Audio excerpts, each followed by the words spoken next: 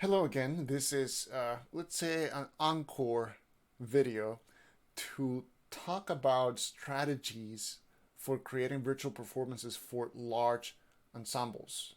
The example that we were working on previously was with just 5 players. But what if you have an orchestra of 40, 50, 70 students? So, what I want to do is show you around my latest project to date, which was Hammer to Fall, with Brian May as a response to his Instagram challenge, as I explained in an earlier video.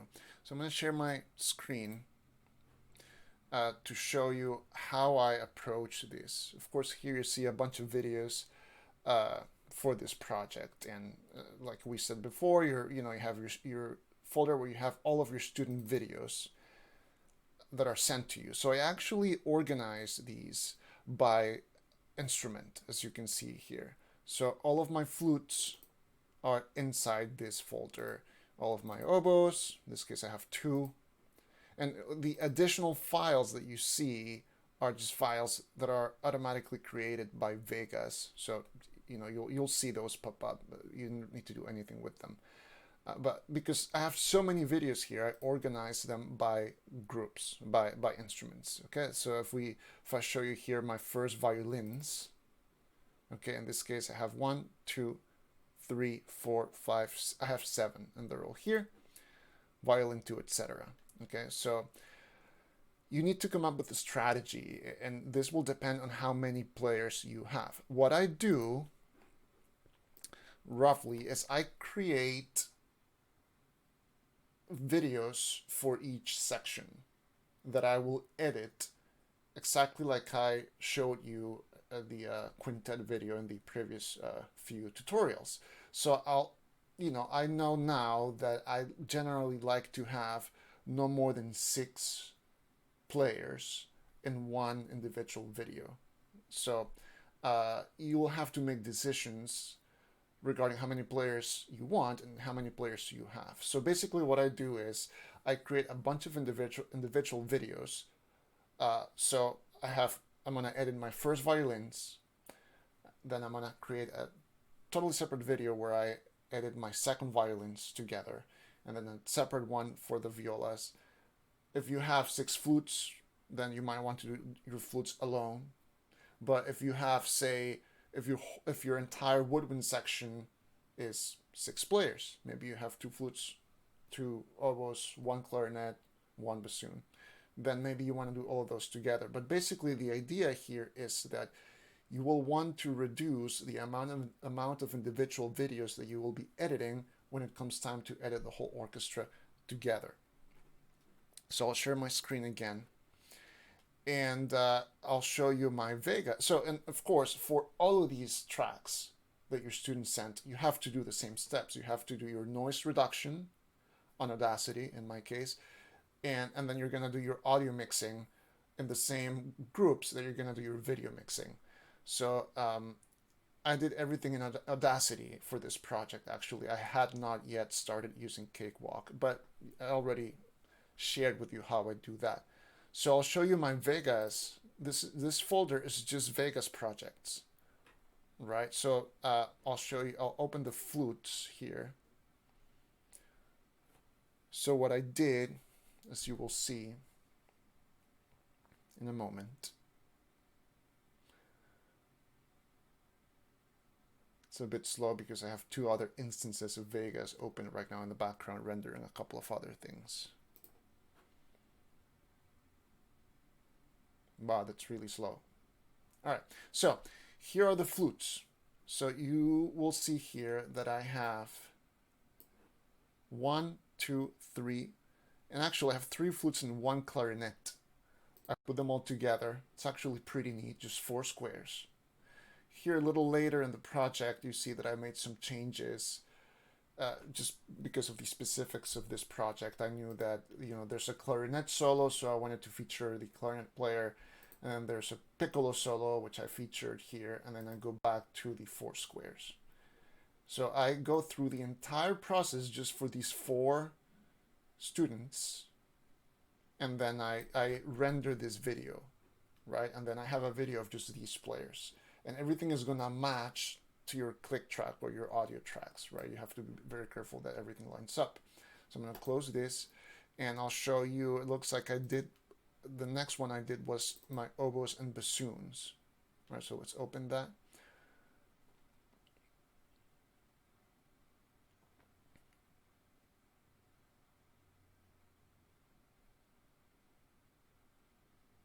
I'll speed this up later. Okay, so here are 2 oboes on top and 2 bassoons on the bottom. This is a very straightforward one. There are no scrolling, no transitions. Just simply these 4 players all lined up. The audio is cleaned up. There's no noise. It's all synced. All right. So now I have that done. Flutes and then the rest of the woodwinds, and you get the idea. I do the same for each section based on who, how many students I have of each instrument. As you can see here, let's see. All right, it looks like for the first violins. Oh yes. So let me show you my first violins here. I have 7 players, if I remember correctly. So what I did was actually create 2 separate rendered videos for the first violins. So, but I created them in the same Vegas project, but I render them separately. So what that means is I have 3 players here, and I decided to organize their frames as 3 vertical videos right next to each other. Okay, it's the whole piece is here of those 3 players. If I scroll down, you'll see like it's all lined up with my pre-mixed audio that I did separately. And then on the same Vegas project, only later here in the timeline, I just copy pasted the same exact audio to which everything is lining up, and I put these 4 students together. Same concept, same idea. They're all synced, and then I just select this much and I render this much by you do that on Vegas. When you go to make movie, you select render loop region only, and that's going to render only what you selected that's now bracketed between these yellow things. So render loop region only, and then it renders just that. And then after that, I do the same. I select, these videos over here. Just make sure, see, you gotta really make sure you're getting all of it in your selection. You can drag this to match that. And then do the same, make movie or however you do it, and then select render loop region only. So out of this Vegas project, I actually got 2 rendered videos. One of these 3 students and one of these 4 students. Okay. I'm going to close that. And I think, you should get the idea by now. So if I go over to my rendered videos folder, which in this case I called RG video renders, you'll find those. I'll show you here the first violin file. Now I know what I have to do. With those 3 players, and then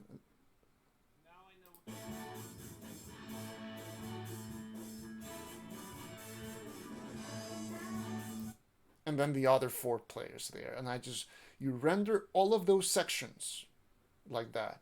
Let's go back to the Vegas folder.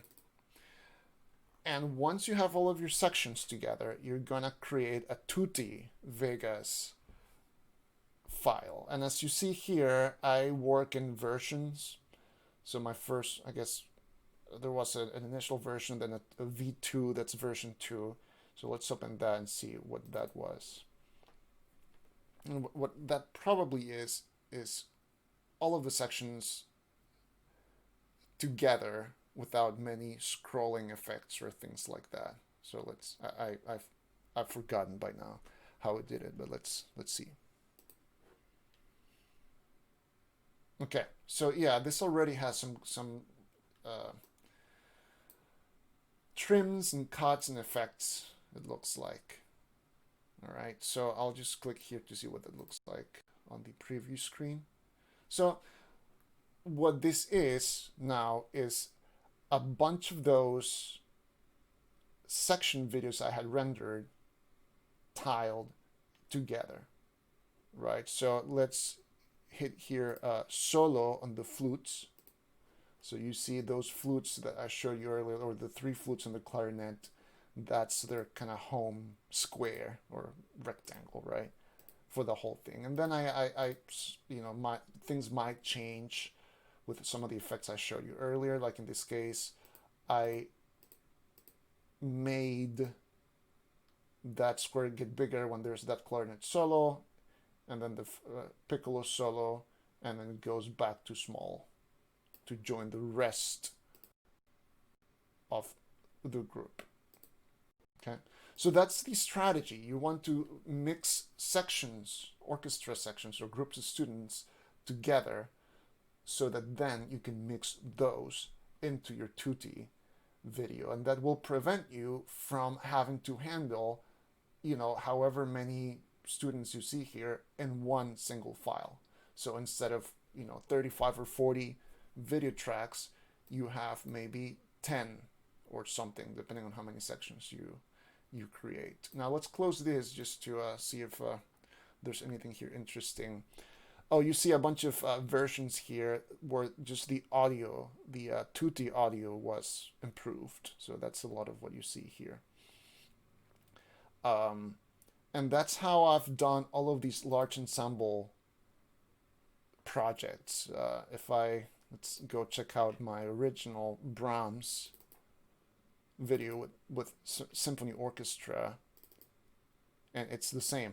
My oboes and bassoons together on Vegas, horns and Vegas, then you render all of those and you create those tutti videos by sections of the orchestra and not by individual musicians of the orchestra. Okay. I will also share a couple of additional thoughts. Don't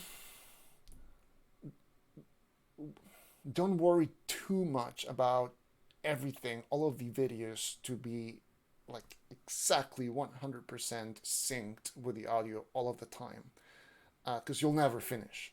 And what I mean by that is that sometimes when your student is recording their video, they're gonna rush maybe for 4 bars, even if they're playing to a click track. And then they're gonna go back to the click track. When you mix your audio and you get your final audio and you hear the whole orchestra playing together, if you watch your edited video and you look at that student, you know, maybe for those 4 bars that they're ahead, they're rushing, it's not gonna look like they're like what you see is what you hear.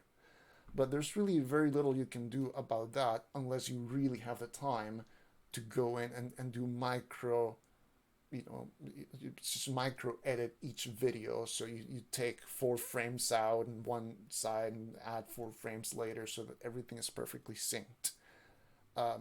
What we're trying to do here is, you know, we need to keep it within reasonable standards. Of course, we want everything to be as good as possible, but sometimes not every single tile is going to be exactly lined up with the final mix of your audio, and I think that's okay.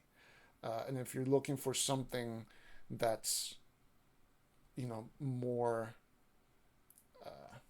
detailed, then you might want to look into hiring an actual professional to do this. And that's what I've learned. You know, it's and maybe some of your organizations will have the ability to do that, and if so, that's great. But if you're gonna do this yourself, I would say, you know, cut yourself some slack and you know, do it as best you can, but keep in mind that, you know, it's not gonna be 100% everything like perfect and lined up. Okay. If there are any questions or suggestions or ideas about this whole video series, please make sure to comment below, or you know, find my contact info on the Metropolitan Youth Symphony website if you want to get in touch with us that way. And I hope these videos are useful. and that if you decide to embark on the journey of creating these virtual performances, that it will, the benefits, the excitement of the final product will outweigh the very time consuming and rather complicated process.